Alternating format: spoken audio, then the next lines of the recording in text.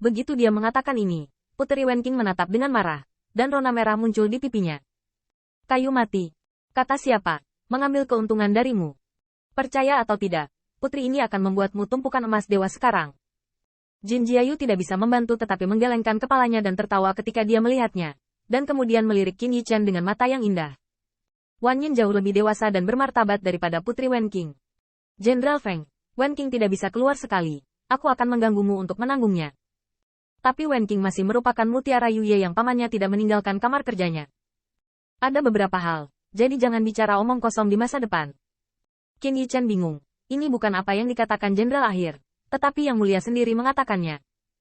Mata Jin Jiayu membeku, dan Putri Wenqing bahkan lebih marah saat menggigit bibirnya.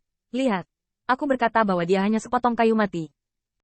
Pada saat ini, Raja Tians tidak tahan lagi, dan kerumunan tokoh perlahan berjalan di pulau spiritual Kaisar Ujin. Kepala itu adalah seorang lelaki tua dengan tongkat hitam dan emas. Lelaki tua itu mengenakan mantel bulu hitam dan emas yang bertautan, dan seorang dewi satu kaki berdiri di atas bahunya. Gagak adalah hal yang buruk, tetapi gagak dewa terlihat luar biasa, terutama matanya dan paruh yang tajam. Belum lagi aura orang tua itu, hanya gagak ilahi ini membuat Qin Yichen merasa bahwa dengan kecupan ringan, dia bisa menghancurkan tentara Tao. Lord Tians, sudah lama tidak bertemu. Bahkan Kaisar Tians sangat sopan kepada lelaki tua ini. Tidak mungkin, yang menjadikan lelaki tua ini salah satu tetua suku Ujin.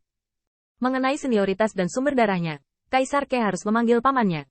Tians telah melihat penatua Peking Sky. Wu Pek Tian sedikit mengangguk, tetapi menyayanginya pada Putri Wenqing. Gadis, datang ke sini. Apakah ayahmu begitu lega membiarkanmu keluar? Putri Wenqing berkedip dan bersikap sangat baik. Tentu saja, jangan khawatir, aku memenangkan kayu mati. Meskipun dia dituntut secara pribadi, Wu Pek Tian tidak peduli tentang hal itu. Dia hanya tersenyum ramah dan memandang Qin Yichen. Ya. Yang Mulia memiliki kekayaan yang makmur, Dewa Pedang Surga dan Bumi, dan dia juga mengenakan baju besi umum dari Istana Kaisar. Hal baik. Setelah mengatakan itu, Wu Qitian dan Tian saling memandang. Yang terakhir memimpin dan berkata, Jenderal, saudara-saudara. Klan Wu Jin adalah keluarga sang putri. Aku menunggu dua klan, dan menjadi seperti satu klan. Kali ini penaklukan para korban bihai, kita akan hidup dan mati bersama. Ketika kamu menang, Permaisuri dan Yang Mulia akan mendapat hadiah besar. Wu Qitian juga sedikit mengangguk. Anak-anak kecil, apakah Anda mendengar kata-kata Kaisar Tians? Singkatnya, sebuah keluarga tidak bisa melakukan dua hal. Pasti ada bahaya di bawah Laut Biru. Dan anak-anak klan Dike adalah saudara-saudarimu. 200.000 orang kuat dari dua klan berteriak bersama. Saya harus mengatakan bahwa peningkatan moral aliansi seperti itu jelas. Lagi pula, siapa yang tidak ingin lebih dari 100.000 sekutu? Terlebih lagi, dengan hubungan antara kedua ras, kecuali jika mereka terlibat dalam pemerkosaan, mereka tidak saling berbicara, tetapi tidak masalah jika sulit untuk menarik satu. Pada saat yang sama, saya melihat kapal iblis lain terbang di atas langit, bayangan iblis berdiri di haluan kapal, dan bendera iblis cahaya jahat menari dengan ganas di belakangnya. Kayu Tian benar-benar berkah, bahkan Dewa Xian Tian bisa mengambilnya. Melihat kapal iblis, ekspresi Raja Tians tiba-tiba menjadi dingin, dan suara ilahi meledak, membuat gelombang, seolah-olah untuk langsung membalikkan kapal iblis klan iblis cahaya jahat. Yin Chongming, kamu sombong. Bagaimana kamu bisa memanggil nama Yang Mulia? Tanda seru. Qin Yichen kaget, ternyata Ke Yutian adalah nama Kaisar Ke. Dan keagungan Yin Zongming bahkan lebih gemuruh. Dia adalah jenderal dari kuil Xiawang, dan bahkan pelatih Yin Liguan. Dalam hal status dan kekuatan, itu adalah kekuatan di tingkat yang sama dengan langit.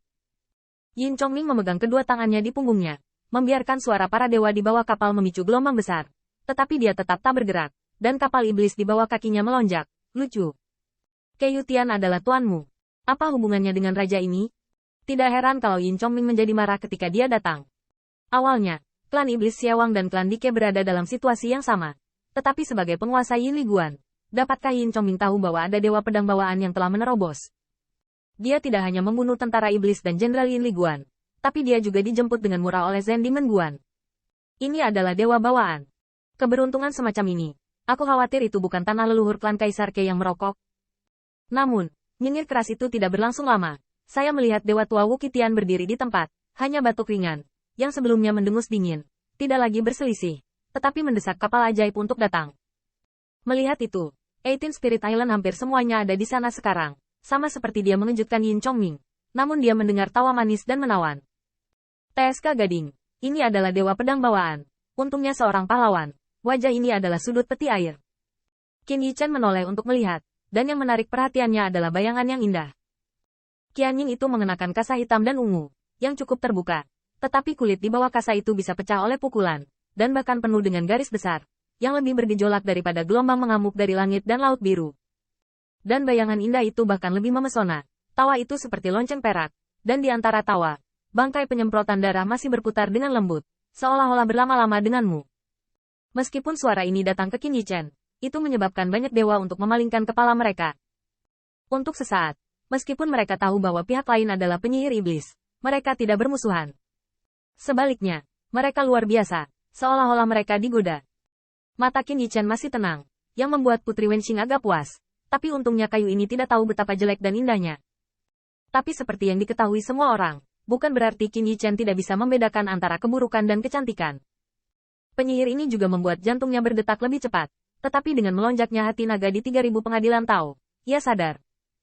Melihat lebih dekat, saya melihat bahwa penyihir itu seperti akar teratai dari pergelangan tangan ke lengan, dengan sepasang pola sihir yang sangat jahat dan aneh. Pola ajaib seperti dua bunga mekar, indah dan centil, tetapi dengan duri di atasnya, seperti beraspal dengan darah, itu bisa dengan mudah menarik. Ini, iblis Manhua. Hati Qin Yichen bergetar. Tusan Miao Xuan pernah mengingatkannya bahwa ini adalah iblis yang sangat berbahaya.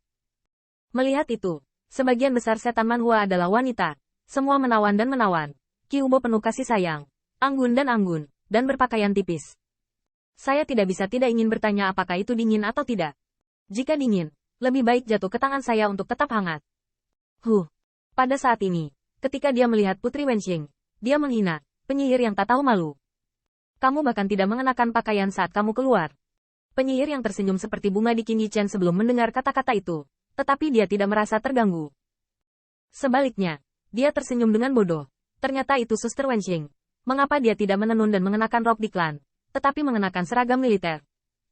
Mungkinkah istana Kaisar Ke tidak memiliki tentara yang tersedia, tetapi para jenderal yang bisa bertarung? Apakah Kaisar Ke mengizinkanmu untuk datang? Kamu. Putri Wenqing sangat marah. Tetapi minuman manis yang baru saja dibuatnya akhirnya membawa banyak dewa dan jenderal keluarga Kaisar Ke kembali ke akal sehat mereka. Sang Changsheng memikirkan gambaran harum yang baru saja muncul di benaknya, dan itu sangat disayangkan. Mata para dewa basah kuyup dengan cepat.